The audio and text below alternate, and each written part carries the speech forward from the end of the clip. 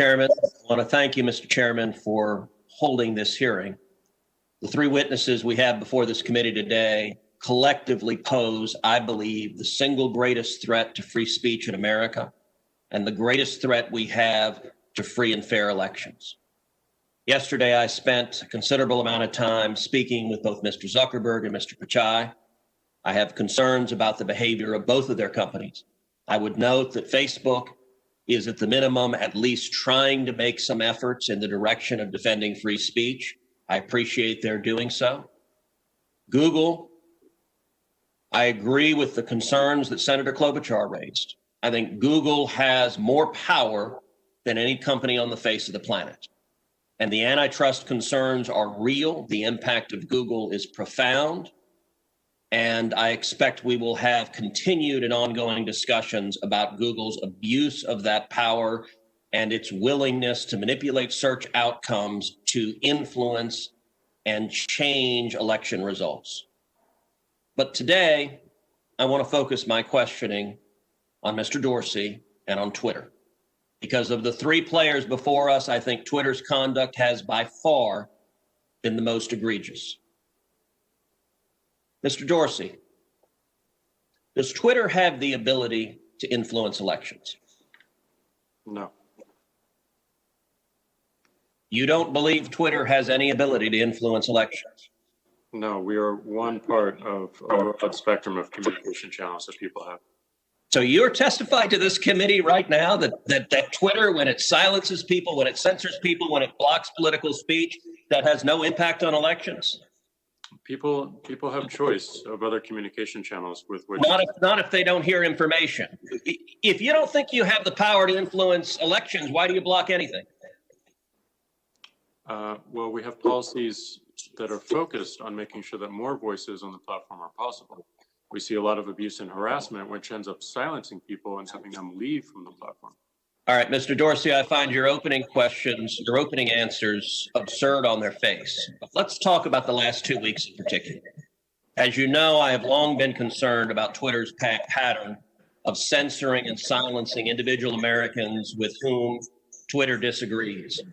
But 2 weeks ago, Twitter, and to a lesser extent, Facebook, crossed a threshold that is fundamental in our country. 2 weeks ago, Twitter made the unilateral decision to censor the New York Post in a series of two blockbuster articles, both alleging evidence of corruption against Joe Biden, the first concerning Ukraine, the second concerning communist China. And Twitter made the decision, number one, to prevent users, any user, from sharing those stories. And number two, you went even further and blocked the New York Post from sharing on Twitter its own reporting. Why did Twitter make the decision to censor the New York Post? We had a hack materials policy that we. When was that policy adopted? In 2018, I believe. In 2018, go ahead. What was the policy? So the policy is around limiting the spread of materials that are hacked. We didn't want Twitter to be a distributor for hack materials.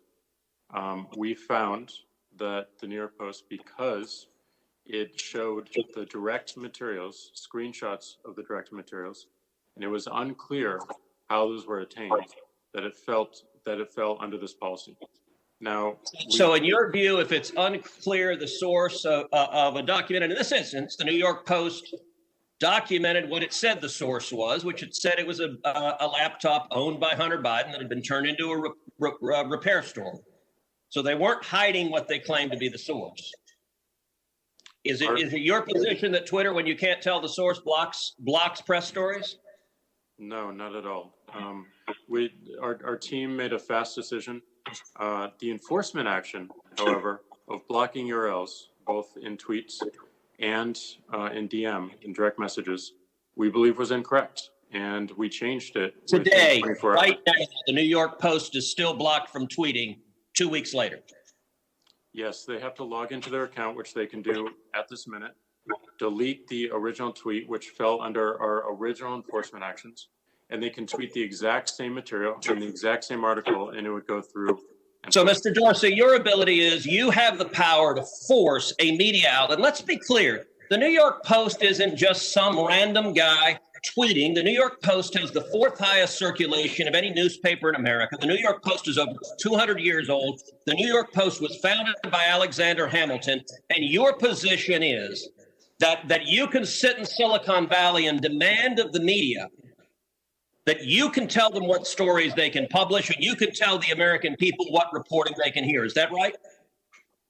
No, this was a, every person, every account, every organization that signs up to Twitter agrees to a terms of service. Terms of service is so published. Media outlets must genuflect and obey your dictates if they wish to be able to communicate with readers. Is that right? No, not at all. We recognized an error in this policy, and specifically the enforcement. You're still blocking their posts. You're still blocking their posts. Right now, today, you're blocking their posts. We're not blocking the post. Anyone can tweet. Can the New York Post post on their Twitter account? If they go into their account. No is your answer to that. No, unless they genuflect and agree with your dictates. Let me ask you something. You claimed it was because of a hacked materials policy. I find that facially highly dubious and clearly employed in a deeply partial way. Did Twitter block the distribution of the New York Times' story a few weeks ago that purported to be based on copies of President Trump's tax returns?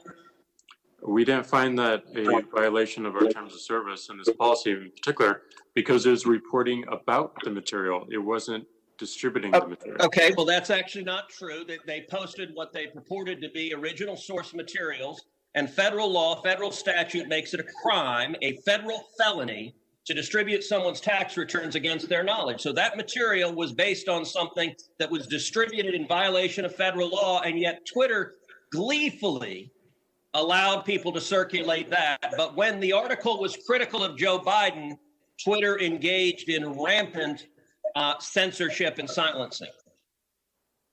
And again, we recognized errors in that policy. We changed it within 24 hours. This is.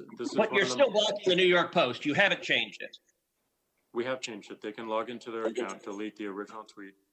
You forced a Politico reporter to take down his post about the New York Post as well. Is that correct? Within that 24-hour period, yes. But we, as the policy has changed, anyone can tweet. So Twitter takes the view you can censor the New York Post, you can censor Politico, presumably you can censor the New York Times or any other media outlet. Mr. Dorsey, who the hell elected you and put you in charge of what the media are allowed to report and what the American people are allowed to hear? And why do you persist in behaving as a Democratic super PAC, silencing views to the contrary of your political beliefs? Let's give Mr. Dorsey a few seconds to answer that, and then we'll have to conclude this segment. Well, we're not doing that, and this is why I opened this hearing with calls for more transparency. We realize we need to earn trust more. We realize that more accountability is needed to show our intentions and to show the outcomes. Thank you, Senator. So I hear the concerns and acknowledge them, but we want to fix it with more transparency. Thank you, Senator Cruz.